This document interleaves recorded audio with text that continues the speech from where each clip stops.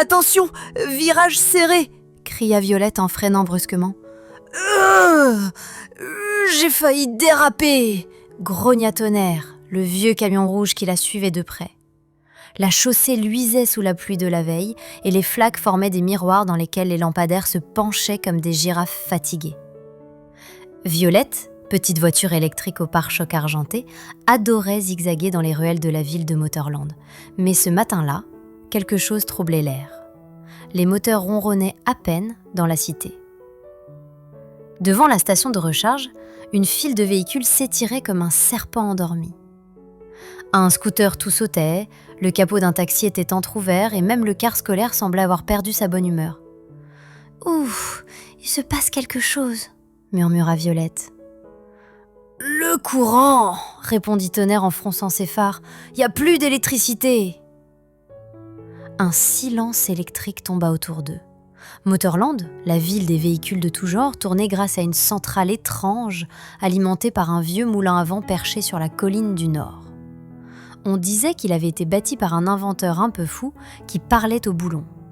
« On y va !» dit Tonnerre. « Ce moulin, je le connais. Il m'a déjà soufflé de drôles d'idées. » Et ils partirent tous deux, remontant l'avenue des Pistons, franchissant le pont roue libre et grimpant la route sinueuse de la colline. Les arbres, eux aussi faits de métal, chantaient avec le vent.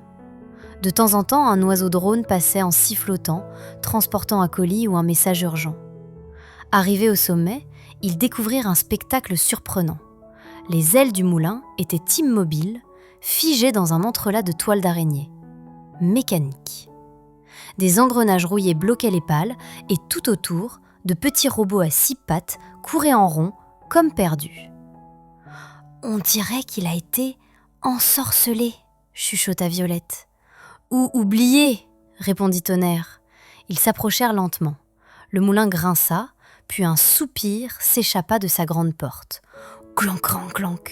Une lumière bleutée vacilla à l'intérieur. « Entrez !» souffla une voix métallique, douce et tremblotante. Violette hésita, mais Tonnerre avança.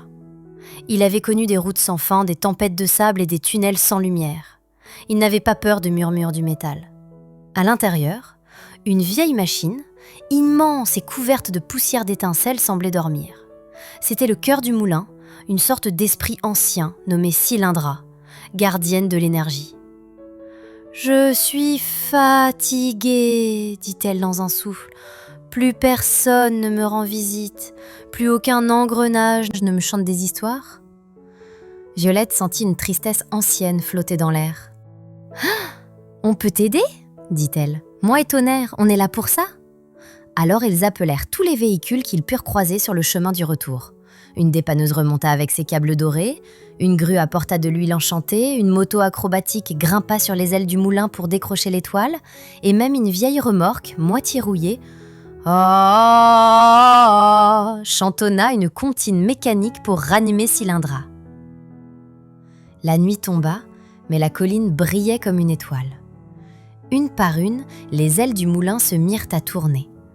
Lentement d'abord, puis avec une grâce puissante. Le vent souffla plus fort, les engrenages vibrèrent et un vroom magique secoua le cœur de Cylindra. Soudain, une pluie de lumière descendit vers la ville.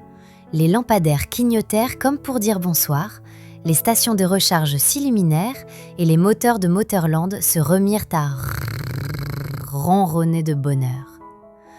Violette et Tonnerre observaient la scène du haut de la colline. « Tu sais, » dit Tonnerre, « on croit parfois qu'un moteur s'éteint parce qu'il est cassé, mais souvent il a juste besoin d'un peu d'attention. Et d'amis. » Violette sourit, ses phares brillants comme des étoiles du matin. Depuis ce jour, le moulin ne s'arrêta plus jamais.